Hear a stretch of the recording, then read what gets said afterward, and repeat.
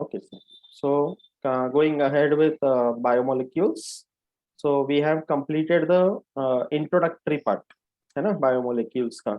And इसमें हमने last time पूरा discuss किया था carbohydrates के बारे में, right? So we have seen what are carbohydrates, what is the chemical nature, okay, what are the different types of carbohydrates, okay, and the biological significance also. ये flowchart वगैरह याद है अच्छे से हाँ with examples, थोड़ा थोड़ा okay, हाँ याद रखना होगा. Okay, hmm, and talking about the next one now, after carbohydrates we have lipids. Okay, so the other major हम लोग अभी discuss कर रहे हैं biomolecules के बारे में, right? So talking about biomolecules, uh, these are different biochemical compounds having very high molecular weight. Okay, so when you talk about lipids, these are nothing but group of substances having a greasy consistency. ये याद रखना. Okay, like fat like molecules जैसे बोलते हैं ना, that is greasy consistency. Okay, so these lipids, they are long hydrocarbon chains. Like a few minutes back you mentioned about catenation, carbon का जो property है. Okay, so carbon as an element, it has got a molecular weight of 4. Sorry, the electronic configuration and the valency of 4. So that is why it is able to bond with 4 other atoms. Okay, that is the property of carbon, and इसके वजह से it is able to form long chain compounds. So it has got a greasy consistency with long hydrocarbon chain, and they are made up of carbon, hydrogen, oxygen. Okay, so lipids mein, if compared to carbohydrates, in carbohydrates we had learned about this property that the ratio of hydrogen to oxygen is always 2:1. Okay, but in the case of lipids, the hydrogen to oxygen ratio is greater than 2:1. ये comparative property याद रखना. ठीक है. So now when you talk about a lipid, it is actually a broader term which is used mainly for fatty acids, okay, and their derivatives. Okay, so they are soluble in organic solvents, but they are mostly insoluble in water because they are big compounds, so पानी में dissolve नहीं होंगे. Okay, so soluble in organic non-polar solvents. Okay, so when you talk about lipids, you have to understand fatty acids. Okay, so fatty acids are organic acids, okay, made up of hydrocarbon chains, and they have something called carboxyl group, COOH. Okay, so these fatty acids, when you say, they are broadly of two types. एक होता है saturated fatty acid and the other one is unsaturated fatty acid. And last time हमने explain किया था ये point, saturated unsaturated के बीच में difference. कि in a saturated compound, all the elements are having a single bond between them. That's why they are saturated. But when you say unsaturated, that means there is either a double bond or a triple bond between them. If that is there, we call it unsaturated fatty acids. Okay, so it's like examples of saturated fatty acids agar bole to naturally which are found in animals and plants, that is palmitic acid and stearic acids. These are examples of saturated fatty acids. Okay, ये नाम याद रखना है, which are found in plant and animal fats. Okay, then talking about unsaturated fatty acids which are having one or more double bonds. तो उसमें example याद रखना है oleic acid and linoleic acid. Okay, oleic acid कहाँ मिलेगा? In nearly all the fats. Okay, you know that fruit called olives, है ना, जो black वाले आते हैं पास्ता पिज्जा में डालते हैं, है ना. So olives का नाम है Olea europaea. Okay, and that has been derived from this word oleic acid. Olives contain this. Okay इसीलिए ऑलिव ऑयल जो बोलते हैं, it is good for the health. Okay वो उसमें ओलिक एसिड रहता है। And linoleic acid which are found in many seed oils. Okay जैसे sunflower के सीड का ऑयल, ओके और कॉटन सीड ऑयल, राइट, ये सब में लिनोलिक एसिड होते हैं। So these are examples for unsaturated fatty acids. तो दोनों के एग्जांपल याद रखना है, ठीक है। So talking about fatty acids, they are basic molecules that form different kinds of lipids. So in any lipid molecule, you will find fatty acids within them. Okay. So now, three types of lipids as such. First one we have simple lipids. Okay. अब simple lipids क्या है? They are esters of fatty acids with various alcohols. Now you are learning organic chemistry also. तो उसमें अलग अलग ये सब compounds के बारे में पढ़ोगे, एल्डिहाइड्स, कीटोन्स, अल्कोहल्स। तो one of them is asters. So when fatty acids react with alcohols and they form esters, they are simple lipids. In simpler words, simple lipids होते हैं fats and waxes. See, we are learning about biochemistry. कि मतलब ये ऐसे compounds हैं which are found within living organisms. Okay, so living organisms में जब ये कंपाउंड्स मिलते हैं तो ये इसका केमिस्ट्री पढ़ना जरूरी है। So we are not talking about those compounds which are not found in living cells. That is the difference between chemistry and biochemistry. Okay तो this might sound like chemistry but it is actually biochemistry, वो याद रखना है, ठीक है। So these fats they are esters of fatty acids with glycerol. Okay alcohols बोल रहे हैं ना, तो ग्लिसरॉल इज द वन। तो ग्लिसरॉल का formula CH2OH, CHOH, CH2OH, 3 carbon compound. That is the formula for glycerol. Okay, and when you talk about triglycerides, तो triglycerides क्या होते हैं? 3 molecules of fatty acids with 1 molecule of glycerol. Then it is called as a triglyceride. ठीक है, understand the meanings of these terms. So any unsaturated fats, they are liquids. Okay, और उनको बोलते हैं oils. So in the nature, in the plant world, animal world, especially more in the plant world, you get lot of oils, right? तो वो सारे oils क्या है? They are unsaturated fats. And these unsaturated fatty acids are sometimes hydrogenated. Hydrogenated का मतलब है they are reacted with hydrogen, तो जिससे मिलते हैं fats. Okay, unsaturated fatty acids के hydrogenation से you get fats. So you know something called vanaspati ghee, vegetable oil, right? कितने बार था ये रिएक्शन? हाँ, but now you understood the biochemistry behind it, हाँ. right? So they are unsaturated fatty acids which are hydrogenated to produce fats. Next time जो खाएगी तो ये revise कर लेना, हाँ. ठीक है? Okay, so when you talk about fats, you are aware about the nutritional value of it. They have a high calorific value, right? Because they are very high sources of energy. Okay, and they also act as the reserved food material, right? Animals में under the skin, you have learnt about those adipose tissue that is mainly containing fats. Plants में भी कितने सारे fats होते हैं, बहुत सारे seeds होते हैं जिसमें बहुत सारा fats जमा होते हैं, right? So adipocytes, seed fats, okay, they are also present in the subcutaneous tissue below the skin. They act as insulator, minimize the loss of body heat, right? Fats around the internal organs can act as a cushion. Mechanical shocks को prevent करते हैं, तो organs are prevented from damage, right? तो ये fats का हो गया. Similarly, you have wax. Okay, fats and waxes are examples of simple lipids. So when you talk about wax, they are esters of long chain fatty acids with long chain alcohols.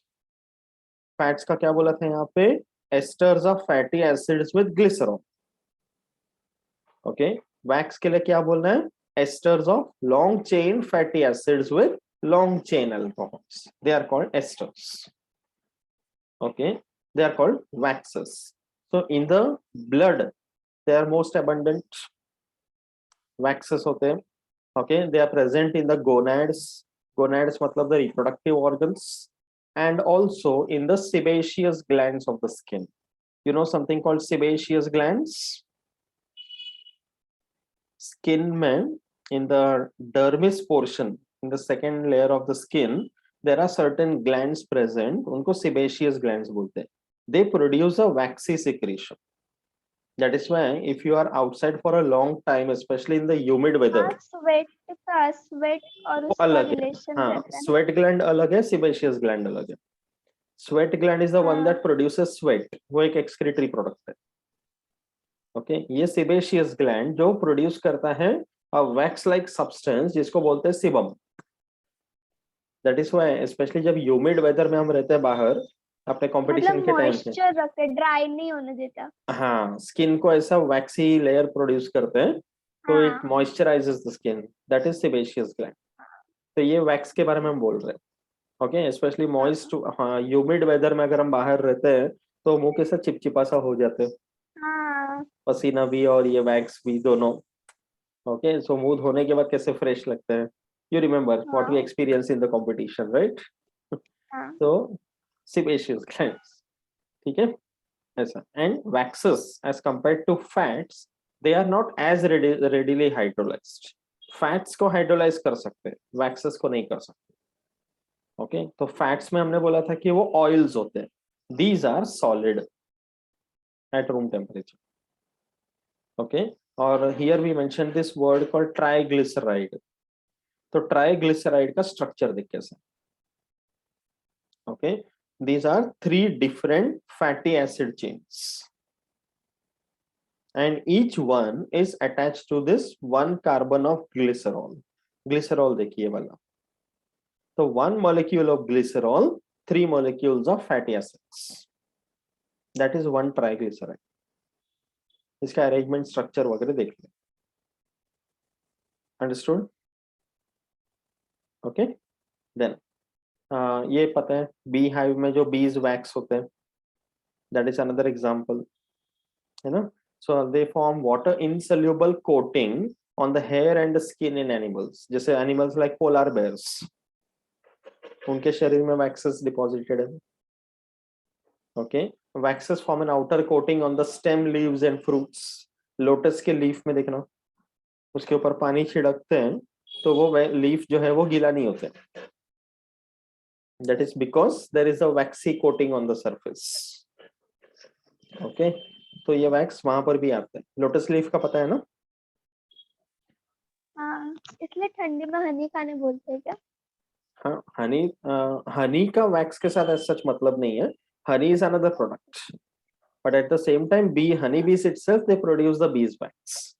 बीज wax वो bee hive के अंदर coating जैसा लगाते हैं for their own protection. वो हम लोग अलग से हार्वेस्ट करते हैं. And honey is a different product. Honey बहुत न्यूट्रिशियस है, you should have it, because Honey एक ऐसा प्रोडक्ट है जो नेचुरली कभी डिस्ट्रॉय भी नहीं होते हैं अगर प्योर हनी है तो. Okay, it's the mixture of many things. बहुत nutrients है उसमें, right? And especially honey can get rid of extra fats in the body. वो बोलते हैं कि एक गिलास गर्म पानी में एक चम्मच हनी डालो, अच्छे से मिला के P low. It is said to be very useful. Okay, तो ये समझा अच्छे से examples, हाँ ठीक है. Then you have compound lipids. That was the first type we discussed. Out of the three, वो था simple lipids. Okay, now slightly complicated one. ये है compound lipids. ये क्या होते हैं? They are esters of fatty acids containing other groups also. Okay, पहले वाले में सिर्फ fatty acids का ही पार्ट था. Okay, but is there are other groups also present. जैसे यहाँ पे phosphate group है, so we call it phospholipids. Okay, अगर sugar है लिपिड्स के साथ तो it is called glycolipids. Sugar मतलब ग्लूकोज, ग्लाइको ऐसे करके प्रीफिक्स लगाते. So along with the lipid molecule, if there are other groups present, we call it compound lipids.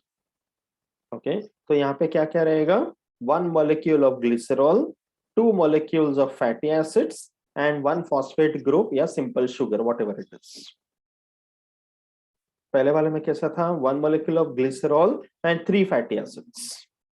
यहाँ पे two fatty acids and one phosphate या simple sugar. तो कुछ ऐसे फॉस्फोलिपिड्स होते हैं जिसका नाम है लेसिथिन एग्जाम्पल, जिसमें फॉस्फेट के साथ साथ एक नाइट्रोजिनस कंपाउंड भी अटैच्ड है. That is also an example of a compound lipid. Okay, then phospholipids they have two main groups on it.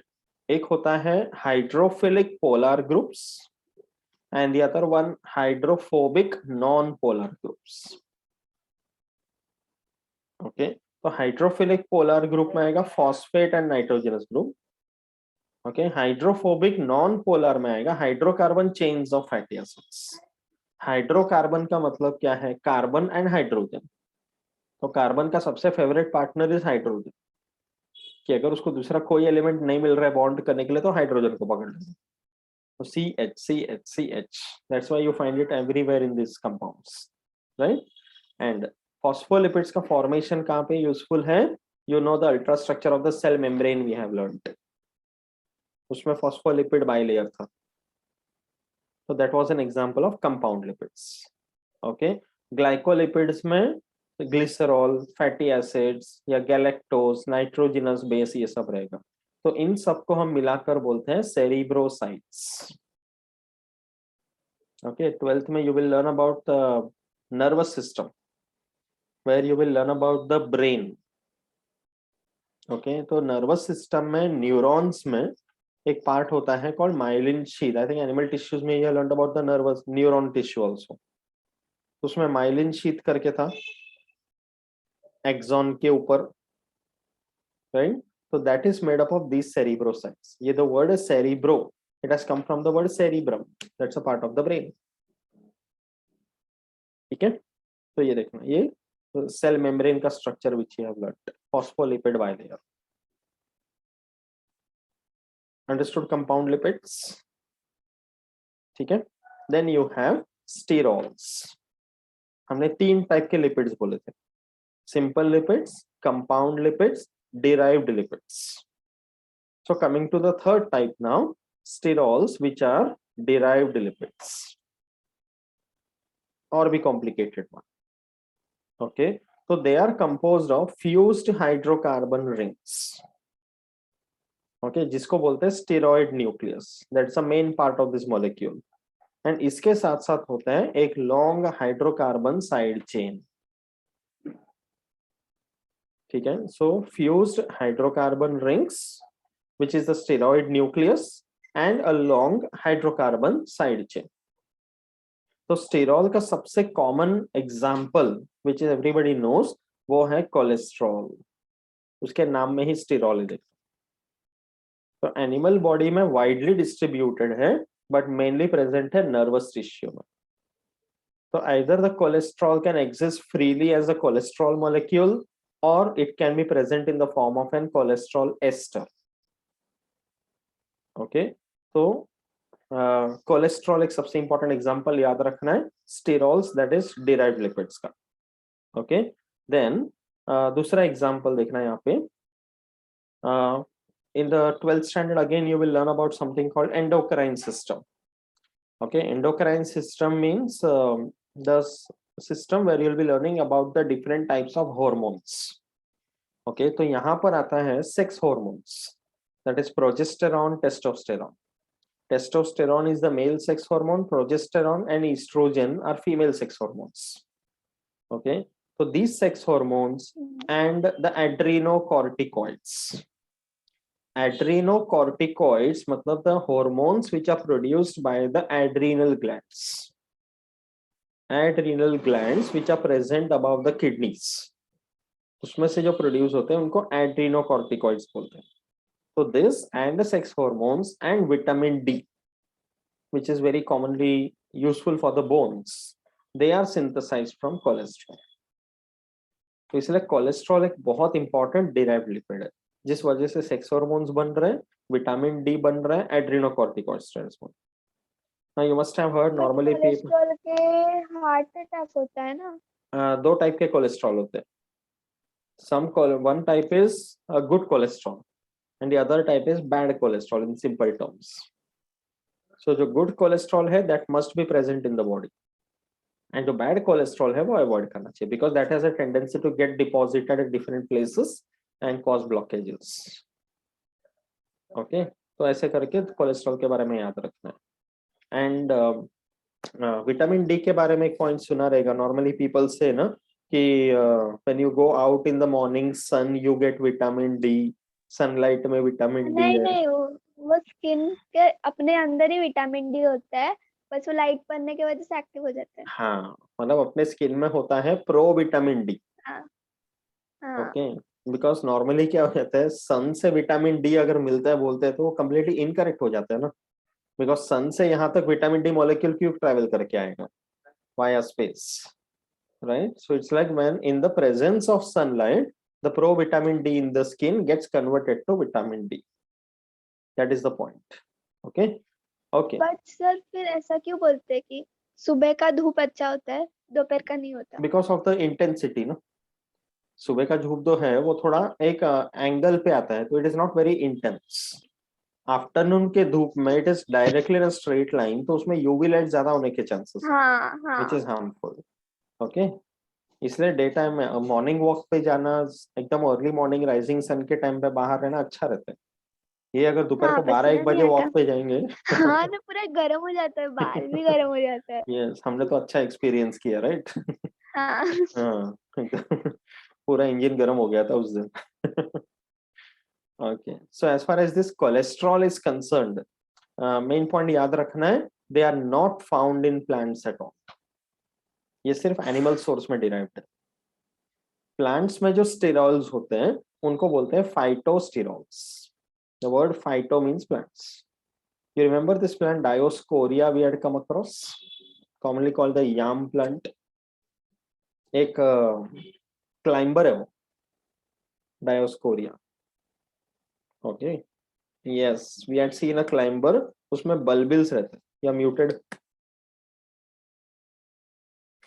हाँ, वही बल्बिल्स रहते हैं और Exactly. येलो कलर का फ्लावर था ना? हाँ, ओके, हाँ उसमें हमने देखा था, वो फील्ड के उधर गए थे ना, वहां देखा था हमने, उसका पूरा हाँ फ्लावरिंग था देख भर भर के। That is Dioscorea. ओके, तो that one produces a steroid compound जिसका नाम है डायोस्जेनिन। एग्जांपल, तो ये एंटी फर्टिलिटी पिल्स या बर्थ कंट्रोल पिल्स में बनाने के लिए काफी काम आते हैं। It's a very useful plant for that purpose. ठीक है, तो ये एग्जांपल याद रखना है, सो यू कैन अंडरस्टैंड कि प्लांट एंड एनिमल वर्ल्ड में we are come across so many different compounds जिसका हम केमिस्ट्री समझ रहे हैं, but it is having such a good biological significance also. That is how you have to understand this lesson. ठीक है, that's all about lipids. अच्छी तरह समझा लिपिड्स के बारे में? हाँ। ठीक है, so now quickly let us go ahead with proteins also. बहुत ज्यादा नहीं है प्रोटीन्स का, तो we can finish this one also today, है ना? तो लिपिड्स एंड प्रोटीन्स दोनों हो जाएगा अभी। Okay, so now this term protein, okay, this is also one of the nutrients, you are aware, and biological world में ये भी काफी सिग्निफिकेंस है। ये जो वर्ड है protein, this has come from a Greek origin, from the word Proteus. तो Proteus का मतलब है फर्स्ट और primary importance, okay, which was suggested by Berzelius in 1830। Okay, so the person called Mulder, ये दोनों के नाम याद रखना, Berzelius and Mulder. He adopted the term protein to refer to complex organic nitrogenous substances. अभी तक जितने हमने compounds देखे, carbohydrates and lipids, so the three main elements present in them were CHO. But in a protein compound, the main elements included are CHON. Okay, all protein molecules contain nitrogen. ठीक है, सो proteins का characteristic features क्या हो जाएगा? First of all, they are also large molecules, and the individual units of a protein are called amino acid. You know this, है ना? We have learned that in transcription, translation also. तो इसका जो number of amino acids है, that can be as low as 100 or it can be as high as 3000 also. ये numbers याद रखना in any protein.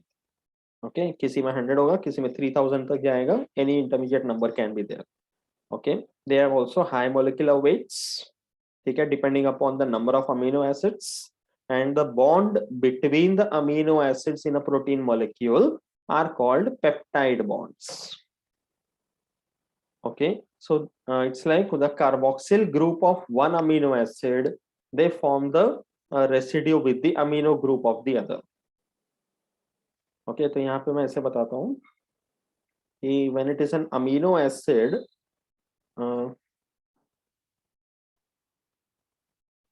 okay, it is like there is one carbon, ठीक है, एक होता है R group. Okay, sorry, this is N. Okay, this is the carbon group, this is the amino group, NO2 group.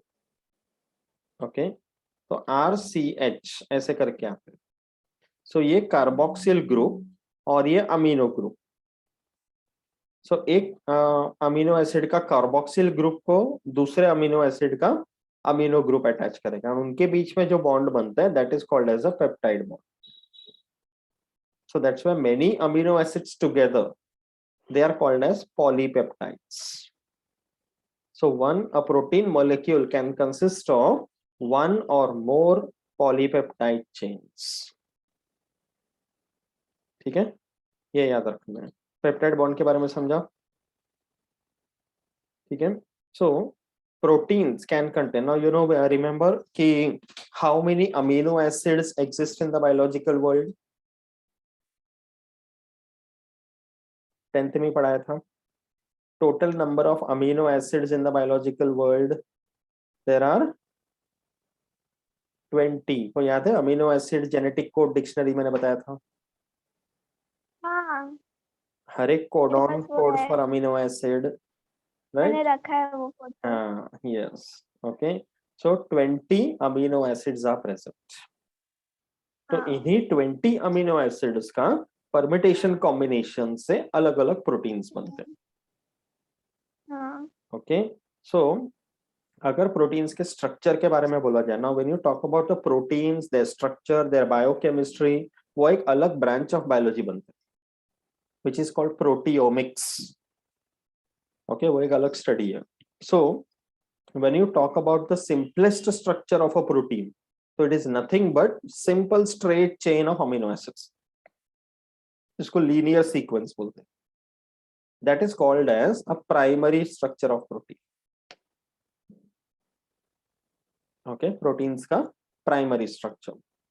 तो जो proteins functional होते हैं, they have a 3-dimensional conformation. ये मतलब एक ही लाइन में नहीं, चारों डायरेक्शन में एक ऐसा 3-dimensional इमेजिन का. तो जैसे for example our hair, okay, they are made up of a protein called keratin. It's a structural protein. Okay, तो ये जो keratin है, it consists of polypeptide chain which is present in the form of a spiral helix. DNA का structure पढ़ा था, याद है? Spiral molecule. It looks like that. तो ये keratin प्रोटीन का स्ट्रक्चर है, but every protein is not like that. Okay, तो अभी जो हेलिक्स है, जो स्पाइरल्स है, अगर ये राइट हैंडेड फॉर्मेशन में जा रहा है तो we call it alpha helix. Okay, और अगर वो लेफ्ट साइड के कॉइल में जा रहा है तो then it is called beta helix. तो right handed is alpha helix, left handed is beta helix. And ये जो स्पाइरल कॉन्फ़िगरेशन है, जो अटैचमेंट है उसके बीच में, that is because of hydrogen bonds. Okay, so sometimes what happens is कि ये जो प्रोटीन्स का फॉर्मेशन होता है स्ट्रक्चर का, एक प्राइमरी स्ट्रक्चर से अगर हम स्टार्ट करते हैं तो there can be folds. It's like पहले एक सीधा चेन है, फिर उसमें फोल्डिंग्स आ गया, ब्रांचेस आ गया, और ब्रांचेस आ गया, and then it leads to more complicated structures. तो primary structure, secondary structure, tertiary structure, quaternary structure. तो protein structure keeps on changing like that. Understood this? Okay. And ये सब पोजीशन मेंटेन है हाइड्रोजन बॉन्ड्स के वजह से. ठीक है. So due to the formation of this kind of hydrogen bonds, these peptide chains assume a secondary structure. तो primary से स्टार्ट होने के बाद secondary structure because of hydrogen bonds. Okay. Then in some proteins there are intermolecular hydrogen bonds. अब intermolecular hydrogen bonds मतलब कैसा पता है? अगर ये प्राइमरी स्ट्रक्चर है तो there is something called as pleated sheet करके लिखा है. देखो कभी ऐसे किसी घर के छत पे देखा रहेगा, इस तरह का पतरा रहता है. देखो ऐसा एस्बेस्टॉस शीट और समथिंग, इसको बोलते हैं प्लीटेड शीट. तो प्रोटीन का स्ट्रक्चर भी ऐसे इमेजिन करना. Okay, it's like the foldings are intermolecular because of the hydrogen bonds. तो इस तरह का pleated sheet structure silk fibre के प्रोटीन में नजर आते हैं. ओके, तो ऐसे एग्जांपल याद रखने. केराटिन का प्रोटीन कैसा है? Spiral helix. Okay, silk fibre का प्रोटीन कैसा है? Pleated sheet. Like that with examples you have to remember. Okay, then there are large proteins like myoglobin. बड़े बड़े enzymes होते हैं. Okay, so they are looped, twisted, folded back. अलग अलग type के रहते हैं, एकदम complicated formation. And sometimes what happens is like between the respective two amino acids. Okay, एक अमीनो एसिड में सल्फर रहेगा, दूसरे अमीनो एसिड में भी सल्फर एटम रहेगा. तो दो अमीनो एसिड के बीच में ये पेप्टाइड बॉन्ड है. Along with that, the sulfur groups will also form a loose bond between them. उसको बोलते हैं डाइसल्फाइड बॉन्ड्स. तो ये प्रोटीन को और स्ट्रेंथ प्रोवाइड करते हैं. तो myoglobin, you know, muscle protein we have discussed. तो इस तरह से जब more complicated bond formation takes place, then it is called as a tertiary structure. तो we saw primary, secondary, tertiary. Okay, तो quaternary मतलब सोचना और कितना complicated होगा.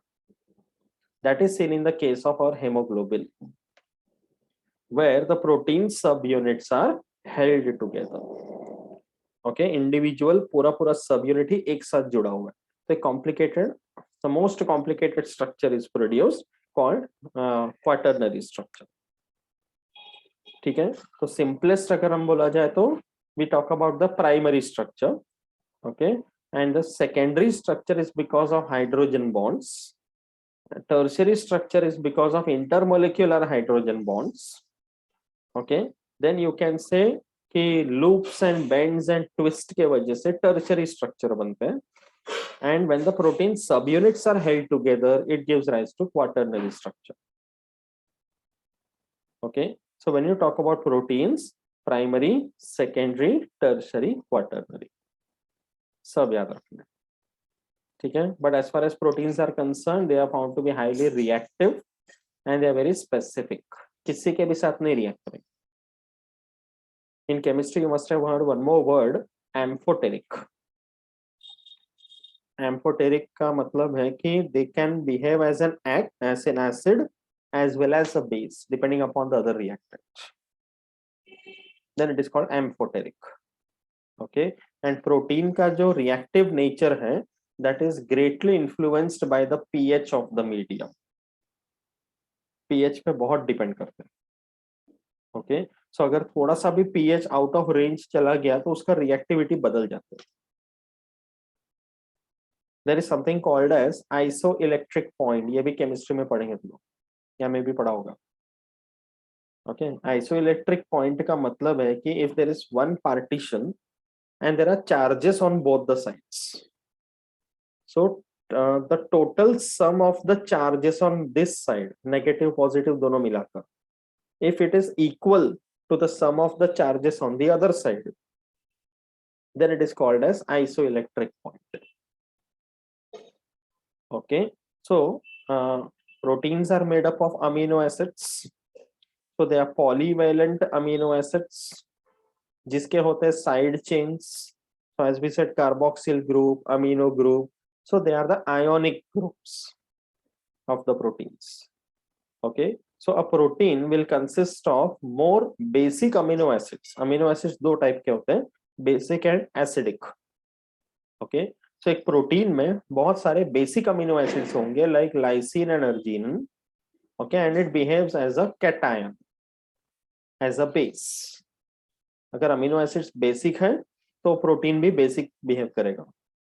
तो फिजियोलॉजिकल पीएच होना चाहिए 7.4, मोर देन 7 इज अल्कलाइन. तो ऐसे प्रोटीन्स को बोलते हैं बेसिक प्रोटीन्स.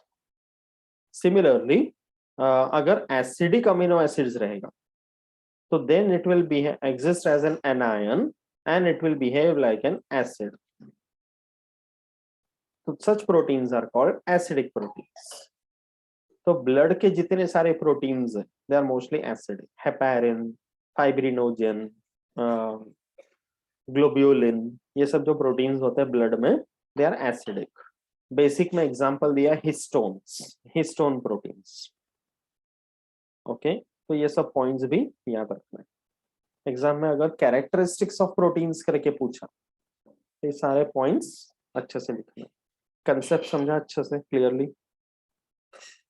ओके, बट ये बहुत जरूरी है because in the future for biological subjects, any biological subject, these are something very basic. This is not for only plants या animals or something.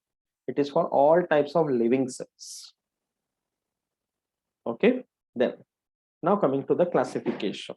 As such इसमें इतना ज़्यादा नहीं है. We have seen the major points as such, but talking about the classification, there are 3 types of proteins as such. Okay, first one are called simple proteins. Okay, जो सबसे पहला type होता है वो सबसे सिंपलेस्ट ही होता है. जैसे वहां भी सिंपल लिपिड्स हमने देखा है ना. तो सिंपल प्रोटीन्स का मीनिंग क्या है कि व्हेन यू हाइड्रोलाइज, मतलब when you break these proteins, you will get only amino acids, now no other compound. Okay, so they are soluble. Okay, and some proteins can also be soluble in water also, and especially कुछ molecules जो water में dissolve करते हैं, they are generally small in size, small molecular weight and easy to dissociate. इसलिए पानी में dissolve होते हैं. Okay, organic solvents में dissolve होना मतलब they are more complicated compounds like lipids. Okay, तो जैसे एग्जांपल में याद रखना न्यूक्लियोप्रोटीन्स, जो हम लोग डीएनए आरएनए के बारे में पढ़ेंगे, न्यूक्लिक एसिड्स, उसमें जो प्रोटीन्स होते हैं कॉल्ड न्यूक्लियोप्रोटीन्स. ओके, एंड उसमें एक टाइप का प्रोटीन है called histones. They are found to be water soluble. Okay, but the molecules of histones are globular, कि मतलब दे आर बिगर मॉलिक्यूल्स. तो when you heat them they are not coagulated. Coagulated का मतलब है एकदम ऐसे जमा हो जाना. जैसे अगर दूध को उबालते हैं तो उसमें एक मलाई जमा हो जाता है ना, that is called coagulation. Milk proteins का कोऑगुलेशन है. Okay, similarly other example, if you see albumins which are another blood protein, they are also soluble in water, but when heated they get coagulated. तो histones जो है वो कोऑगुलेट नहीं होते, albumins कोऑगुलेट हो जाते.